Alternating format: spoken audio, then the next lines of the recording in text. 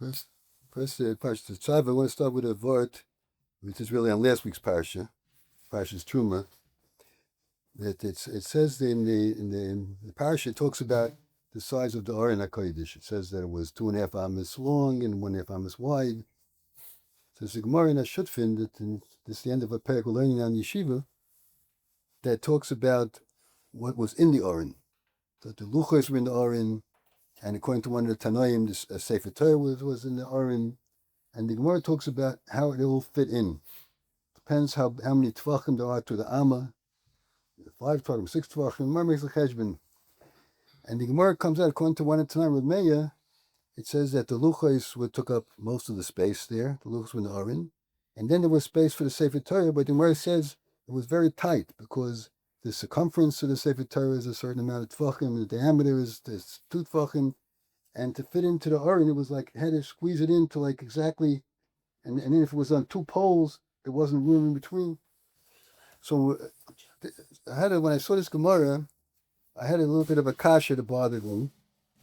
I said, my chabusa, I said that the Gemara says, and I think it's in Yuma, the Gemara says that when the Aron didn't take up any space in the Kodesh Kodashim. So the Aron ain't a min amida. If you measured from the Aron, let's say you had, this was the Aron, let's say, and you measured how much was it to one wall, let's say 10 amas. And it was 10 amas to this wall, and then, but the whole room was only 20 amas wide. If it's 10 amas from here to the wall, and 10 amas from here to the wall, where did this fit in? Because there's no room. So the Gemara says that it was a nest. The Aron didn't take up any space.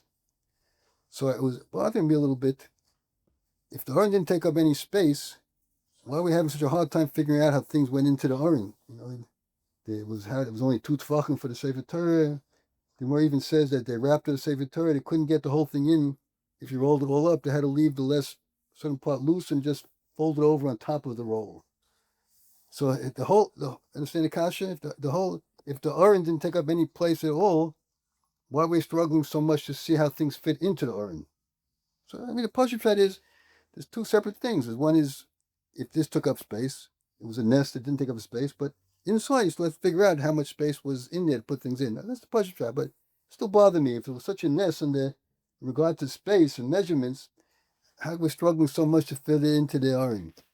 So we found that Moshe Feinstein, on the Parsha, he asked this question, in Parsha's Truma. Darash Moshe. So he says a beautiful thought. It doesn't answer Pashup Shah, but the machshava behind it. He says like this. He said that a person should try to be like the Aron, to put in as much Torah as you can, to fill up every spot. There shouldn't be, you have to push it in. There's no room even. You got to push in to get all the Torah in. That's the lesson. With that a person, the Aron was so compact to get the whole Torah in there, there was no empty space. But after a person accomplishes this, if a person can accomplish, that he knows the whole Torah, but he should feel humble.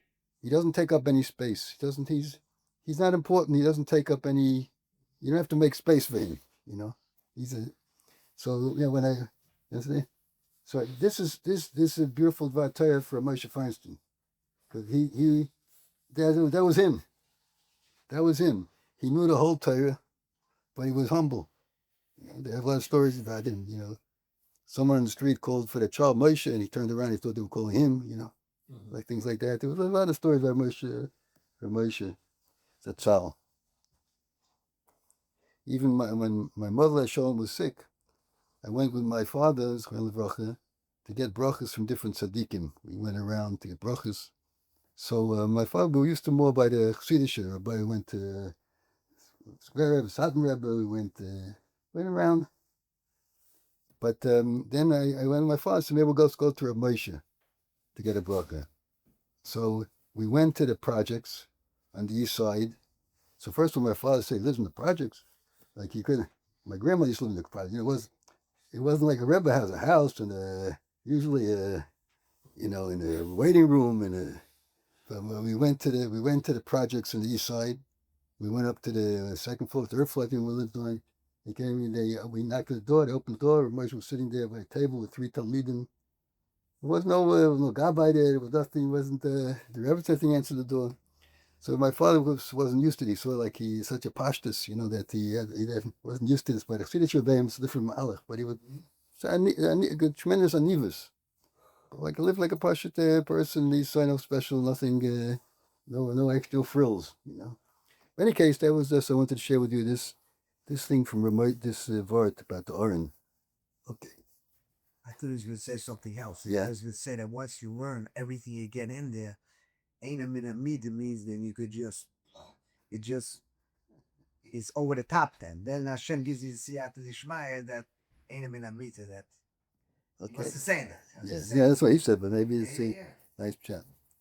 Okay, this week's parsha, it talks about the beginning of the parsha about the big day kahuna. It seems to be because it should be a kovid. So what was the Indian that the Kohanim should wear such kovidik begodim? They bring down these were the types of begodim that they used to wear in the king's court. Those days it was choshev begodim. So what was the Indian that the kohen should dress like that? So Pashup Pshat is so covered for Hashem that the people that are misharsim, just like Takabay king, will have the melbas v'dam. His servants are dressed up nicely, covered for the malchus. So the Kohanim should be dressed up nicely. I saw Shmuel Birnbaum at the sefer here that he gave out from him Chumash. So he talks about this, but he has a kasha. One kasha he says is that it says that the people who made it were chachmei leiv. He says she's atzit kol chachmei leiv. Also big the Aaron l'katzachan. What did you need chachmei leiv? You need people who knew how to sew. One of his questions he asks here. So he says like this. He wants to say that there's another point here besides Avodah Pashup Pshat, to covered for Hashem that they should be dressed nicely. But he said that a person, a kohen, should realize his own importance. He said the covered wasn't just covered for Hashem. The covered was for the kohen, that he should realize that he's not the regular person, that he's a Mesharas of Hashem. He's serving Hashem. He has a special role, and he has a bekovedik begodim. And he says that a Ben Torah, Rav Shmuel Birnbaum says, should also feel about himself that it's important to be humble, like we just spoke about Moshe Feinstein, humility, honor of Kaladim. But at the same time, a person should feel that there's something special about him. He's a Ben Torah, he learns Torah, he dedicates a lot of time to learning, and he wants to live, he calls it hechakite, a little higher, to live a little bit more elevated than just a regular person.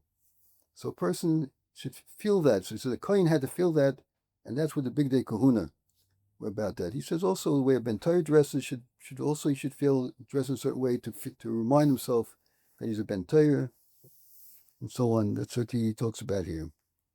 This nakuda. And he says it's important we have to remind ourselves how fortunate we are to be Bnei Torah. And that's the idea of this Shmuz that he gave. It says, we have to recognize the Maila that we have to be able to learn Torah. We're serving Hashem. We have this chus, he says, to give over Torah to Klal Yisrael. So he says that it goes more than just on our clothing, but also on how we behave. Should be different. A person should see this as a Ben Torah, how he acts, and so on.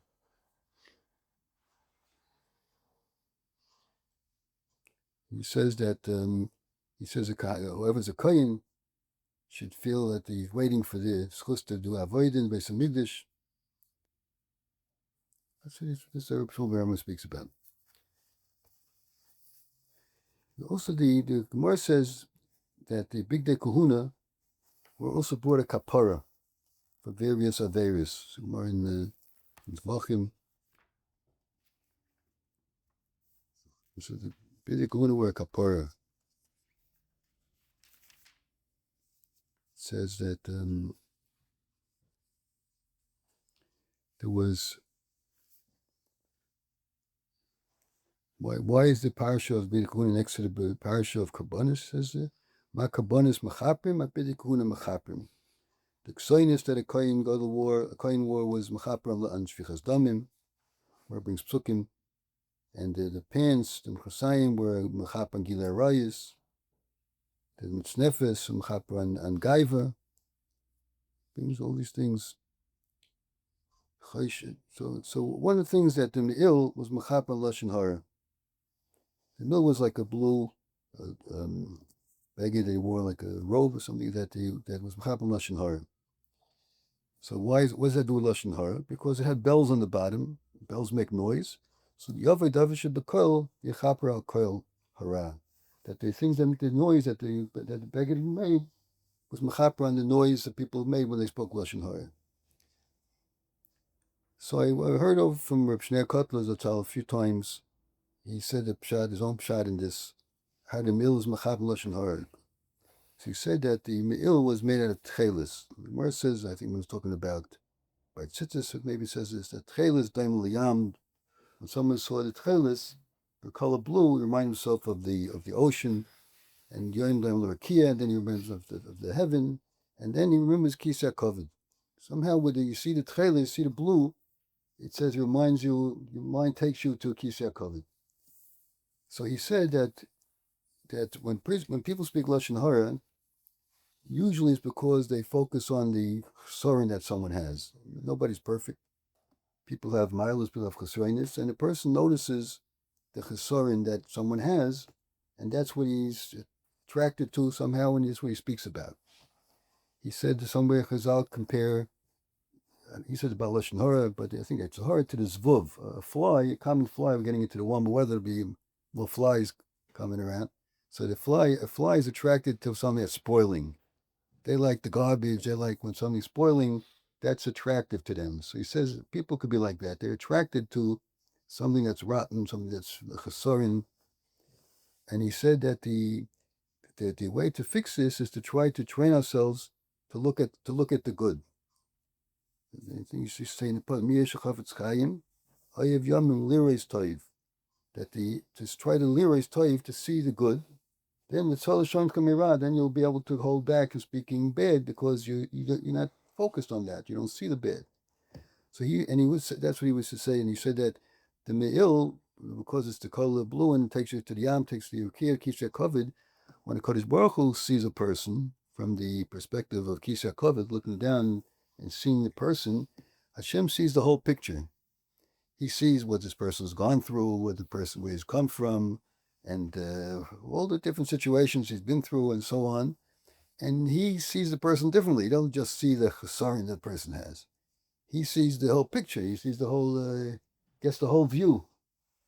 So he says that's what the me'il is, mechaper. The me'il is supposed to remind us of the perspective of HaKadosh Baruch Hu, that the me'il is mechaper lashon hara because to remind us we should look at the whole picture, which we somehow we're limited in how much a picture we know and see.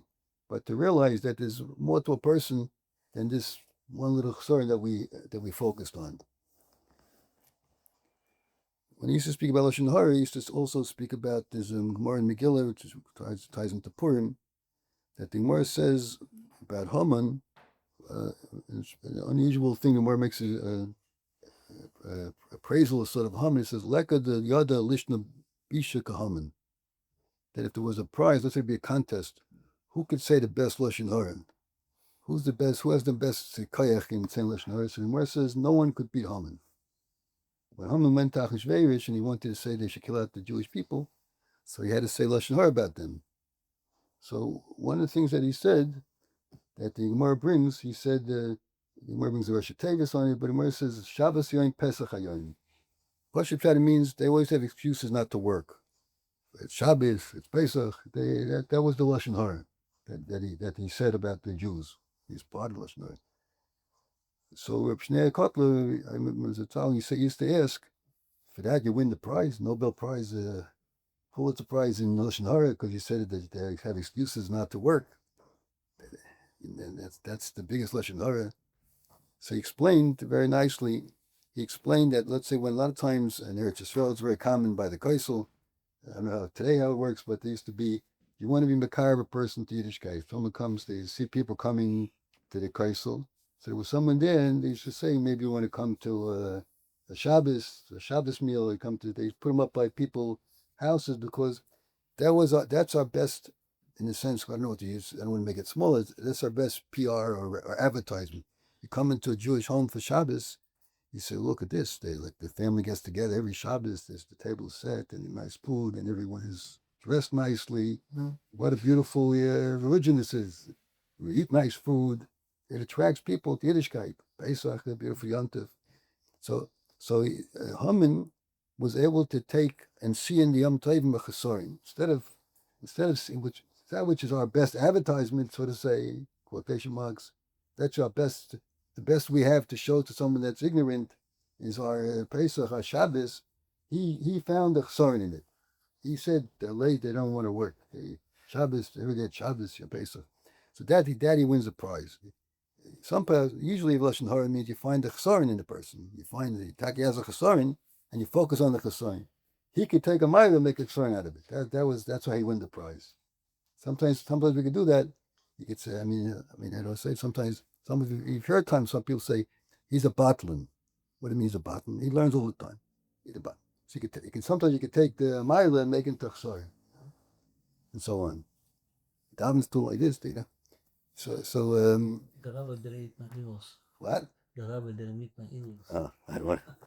Anyway, that's what Shmuel used to say. That's the Lashon Hara is the tikkun Lashon Hara is we should try to focus on the good. Lir is toiv. Yesh Chavetz Chaim Le'Yam Lir is toiv. Shmuel Birnbaum also has one more piece on this in his parsha. At the end, a short piece on the end of the parsha. It says that you should Pesach Oil Moed Lefnei Hashem, by the opening of the tent of the Oil Moed, the Mishkan. Asher Voed Lechem Shama, Udaber Elech Hashem. Rashi explains, when I want to speak to you, to Moshe Rabbeinu, it's going to be over there. I'll speak to you from the Kapayos, from the Bnei Shnei Kruvim. That's where Hashem speaks to Moshe Rabbeinu. So he says he brings our Chaim HaKadosh, asks, what is it teaching us? What are we supposed to, Hashem speaks to him from this place. Why is it like that? So he wants to say like this. I'm just taking over what Shmuel Birnbaum says. He says, it seems we can learn from this that the Kol Adam tzarich sheyeh lo makom kavua. A person should have a place, a makom kavua, set aside a place, asher bohu sachim HaKadosh Baruch Hu. There he talks to Hashem. That's what he said we should learn from this. Every person has different challenges, different problems. He says, a person has to pour out his heart to Hashem, because only Hashem can help. And he wants to say, he learned from here, a person should have a makom kavua. And we know about a makom kavua in the Beis Medrash, Beis Knesset. A person should try to have a makom kavua, his seat. That's his seat. Try to stick to the same. I know it's hard nowadays to stick to the same shul. Time we have a lot of shuls, mincha ma'ariv, this, that. But a makom kavua, at least to some extent, we have a makom kavua. And he's talking about sounds like even in a person's home, whatever it is, as a room that he brings there right afterwards. He brings the Maisa in that Chatzkel Levenstein, who was the mashgiach in Ponevezh at the end of his life, in the Mir before that, he said that when he was younger and he was learning in Radin, where the Chafetz Chaim was, he said it was well known that the Chafetz Chaim used to get many letters in the mail. People send letters about all the tzaros that he should daven for them. And he said the Chafetz Chaim had a special room. That's what he says here, that I guess the Reb Chatzkel used to say this over, that when he lived, he was well known that the Chafetz Chaim got letters, and it was that he had a special room where he used to read these letters. And he used to say, then he used to talk to Hashem, and he used to say, HaKadosh Baruch Hu, look, I got this letter about this tzara. And look, I have another letter about this tzara, and another letter about this tzara. Help your people, he said. He used to cry out to Hashem. And he said that, so he brings that the Chafetz Chaim had a room that he used to talk to Hashem. That's what he's bringing as report this. And actually this week also looking, I don't have it right in front of me. Ramban says, when Moshe Rabbeinu told Yisro he has three things that he did. He took Klal Yisrael like daven. Ramban says that part, Yisro was master to two things. You should teach the Torah to Klal Yisrael, and you should daven to Klal Yisrael. But to be the judge, you should have judges.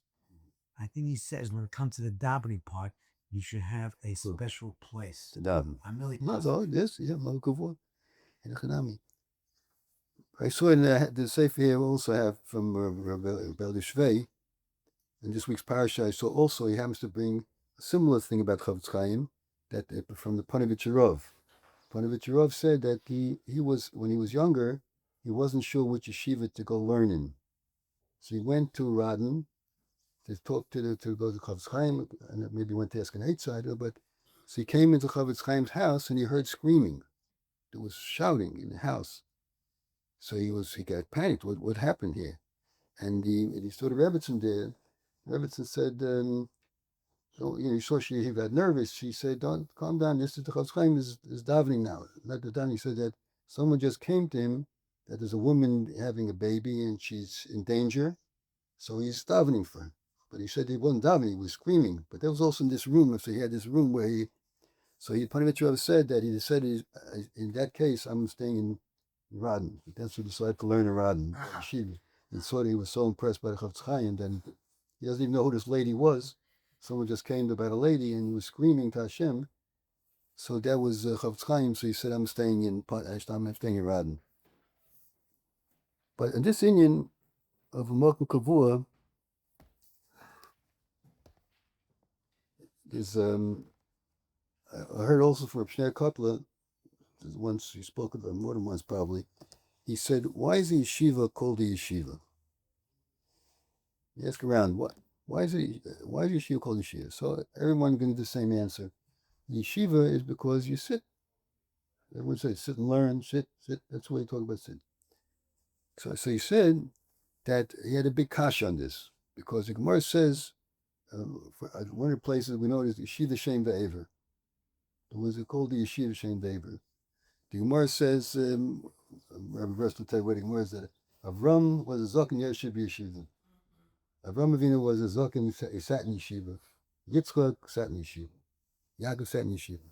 So Shneir said, as a kasha, because the Gemara says in more than one place, in one site, in Megillah, when Megillah is Purim, it says, Tanarban and Afchafalef, it says, Moshe, from the time Moshe Rabbeinu got the Torah, Ad Ram Gamliel, till the time Ram Gamliel, Lahayu Lameidin Torah Elam Mu'umid.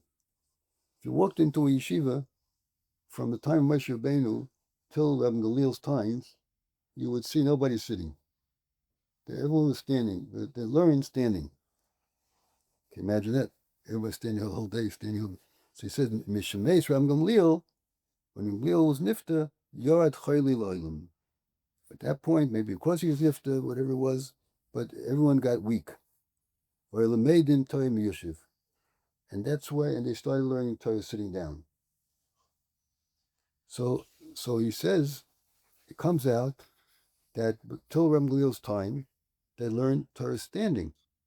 And still we see it was called the Yeshiva. Yeshiva Shem Ve'ever, Yeshiva's Avram Yeshiva Yeshiva. What kind of yeshiva? They weren't sitting, they were standing. So you imagine it was a sign in the building, Yeshiva's whatever it is, Avram Avinu, and you walked in and there's no chairs. So what kind of yeshiva is this? But it still was called the yeshiva. So Shneir answered on the same Amid here in Megillah of Chaf Aleph. There's another small piece of Gemara. It says, oh, what? He says, Yes, my Chabrusi, we learn that Gemara, yeah? Let's go. Now? Something learn. Okay, but just now? Yeah. Okay. So where it says, where is a kasha? One person says, V'eshiv Bahar. That Moshe Rabbeinu said I was sitting on the mountain, and by Mountain Torah. One person says, Nechi Amadati Bahar, I stood on the mountain. So he says, one of the answers where he says, he was standing when he learned, and then he sat down to review it. But one answer where it gives, neither was true. He just was bent over. But Rabbi Yochanan says, En yeshiva el lashon akava. Chinema b'teishvu b'kodesh yomim rabin. I think Rashi Chumash says this on this pasuk. It says, but teishvu, when it talks about the traveling through the midbar, where they didn't travel, so one of the places was Kodesh. And it says in the pasuk, they sat there many days. Teshvu b'kadosh yomim rabin. What do you mean? They sat there, everyone was sitting for days. So Teshu means they remained there. You see from this pasuk that Teshu doesn't have to mean sitting, literally. It can mean staying in one place. So he said, Lashon HaKava. So the Rebbe Shmuel used to say, a yeshiva is called a yeshiva because a person stays in the yeshiva. He should be in the yeshiva. Be there, be in the yeshiva. Stay in the yeshiva. That's a yeshiva. It's a place to be, to stay, not to run, not to in and out, to whatever it is. Lashon HaKava. I mean, in when I heard it from him in Lakewood, the Rebbe Shmuel used to say, people sometimes went home for Shabbos, sometimes. So he was trying to get people to stay in yeshiva for Shabbos also. And when he spoke about this with even Shabbos Chanukah, he said even Shabbos Chanukah people should stay in yeshiva because that's a yeshiva. Yeshiva means you're in yeshiva. And you hear, you see, there were, let's say when Rebbe Akiva went to learn, he went 12 years to yeshiva, those days when it was, and they went, even more recent times, I know I've heard about people a little older than me, that when it wasn't so easy to travel there to Yisrael and back, people had that much money, and I heard about, let's say, one person, he went in yeshiva 4 years straight, he didn't come back once, he didn't come home 4 years, this was what. So there was, I remember when I was in Australia, there was a boy, he was the only child in the family, and they sent him to Tells in America by boat those days. And a number of years, he didn't see his parents, they sent him to yeshiva. So, but ideally speaking, yeshiva and yeshiva lashon hakava.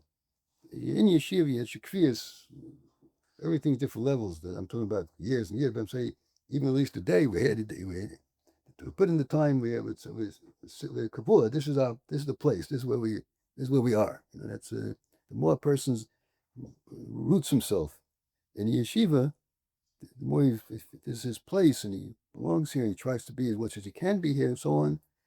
That's what yeshiva means. That's what the Rebbe used to say. So that's what looking kavua. We're talking about magen kavua for davening. There's also kavua for learning. A person should be kavua, have his place, and he belongs. If he's part of something, and that's, in a certain, even though if a person belongs to yeshiva, that's also in a cover. Like some people don't belong anywhere. They just stay home and then they go here and there and there. It's good to belong. At least that's some level of yeshiva. A person is connected to some place. This is his shul. This is where he learns. He has a makam. He's connected to a makam. That's what we're trying to bring out into different levels in this. This Gemara mentioned here that Torah Malil's time, they stood and learned. And the Gemara says, V'hainu ditnan, the Gemara now brings a Mishnah in Saita, the very end of Masechta Saita, the Mishemeis Reb Gamliel, batul kavod HaTorah. Until Reb Gamliel, as long as Reb Gamliel was alive, there was kavod HaTorah. When he died, the kavod HaTorah was lost. Why? Pashut tried here, because till then they stood. They stood and they learned. That was a covered for the Torah. Everyone stood. Let's say like someone comes in, people stand up. When they learned Torah, they stood up from the honor, because of the honor of the Torah. Why did they stand up? Why couldn't they sit? Isn't it easier to sit? But it was covered up because of the kavod of Torah. They stood. It was like they couldn't manage sitting and learning. You're learning Hashem's Torah. You have to stand. Just like we have certain parts of davening, we have to stand. This in Kedusha, you have to stand. Learning Torah, they stood. Then people became too weak. They couldn't do that. They couldn't handle it anymore. So that's batul kavod HaTorah. The kavod HaTorah went down. Then now we sit and learn. So also I heard from Reb Shmuel, at different occasions, there's things that come back to me, that the same Mishnah says, Mishemeis Reb Akiva batul kavod HaTorah. The very same Mishnah.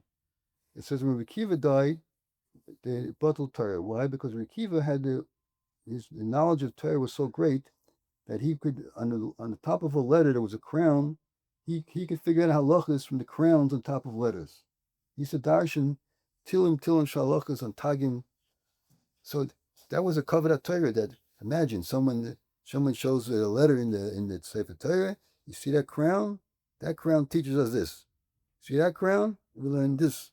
So that was a kavod HaTorah. And when Akiva was nifta, there was batul kavod HaTorah. So if Shmuel said, what's going on? How many times it covered the Torah bottle?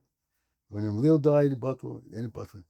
You know, you can't make bittul twice. You know, even chametz. You know, make bittul chametz bottle. You know, so when, I don't know who died first, but you can't be mevatel something twice. Once it's bottle, it's bottle. So Shmuel said very nicely. He said there's two types of covered Torah. There's two different types. One type is how you learn, how you value and appreciate the Torah. So if you stand while you're learning, that's covered Torah. You're showing that, wow, what I'm doing now, I'm learning Hashem's Torah. I'm going to stand. I remember hearing, I didn't see that, I never saw the Kosenberger Rebbe. I heard that he had a hanhok. He never would lean on the Gemara or any sefer when he was learning by the table. You know, when it's very hard for us to sit all the time, we lean over, so you lean this way, that way, you know. So he never would lean on a sefer because it wasn't. He held it wasn't, at least for him at his level, wasn't covered at Torah. I had also when I learned Torah V'das, I had one of my rebbeim, and I know another rebbe was like that also. He never took off his hat when he was teaching Torah. The whole day he wore his hat in the class. I mean, jacket also. He wore his jacket and his hat the whole day. Why not? What do you need a hat for? Because that was his way. I can't just take off my hat. I'm learning. I'm teaching Torah. After so there's a certain covered Torah about how we learn. Then there's a covered Torah. What is it? How great is the Torah itself? Look, in the crowns on the letters, there's lessons to be learned from the Torah. You know, where do you find such a sefer in the world? You can learn something from the sefer, from the lit. Look how great the Torah is. Not just the psukim and what it says, the halach is. You can learn from the crown of the letters. What happened to that chokmah? Why is there no svarim written on how to learn the halachas from a crown? Like it got lost over time?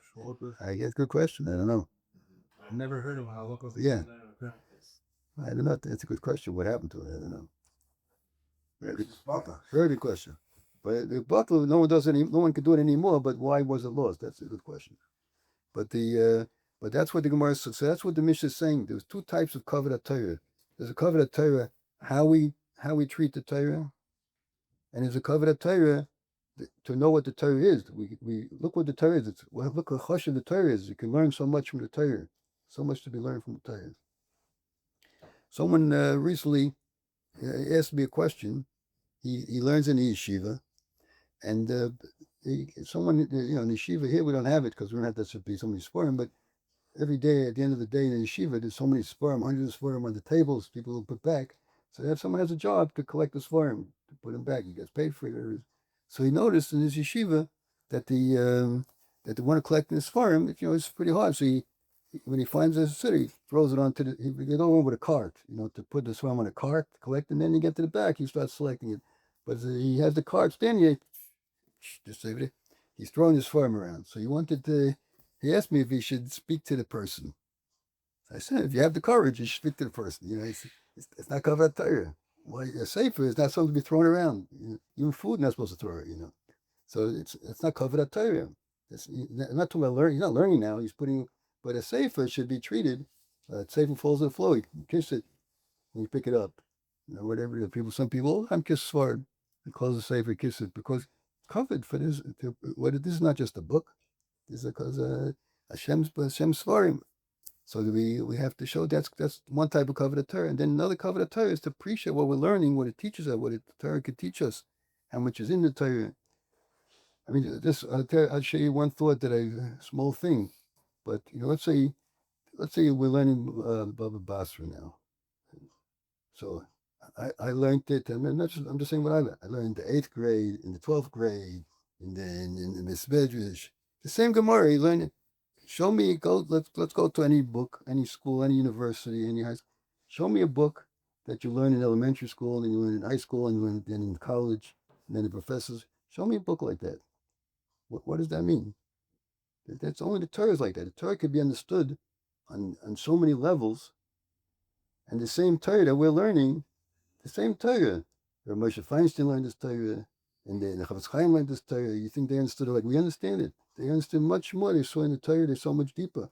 The Vilna Gaon learned this Torah, and the Rashi learned this Torah, and So the same book, everyone, I learned what Rashi learns in this way, and then, and the kids learn the Cheder, or Chumash, learn Chumash, a 5-year-old. So the Torah has something in it that unusual things about the Torah that's unique.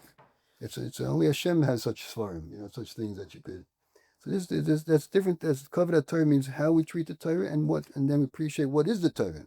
That's Kavod Torah. That's when Gamliel was nifta, the Kavod Torah dropped. When Kiva was nifta, that Kavod Torah dropped. No one could bring out that the greatness of Torah that Rabbi Kiva could bring out. Oh, time's up. Okay. Okay. Hey, time to mincha. This is the last mincha of the season. the last mincha. Because we have to change the clock. It's too early for us to have anything. I want to thank everybody. Yeah. Hold the show. Like a little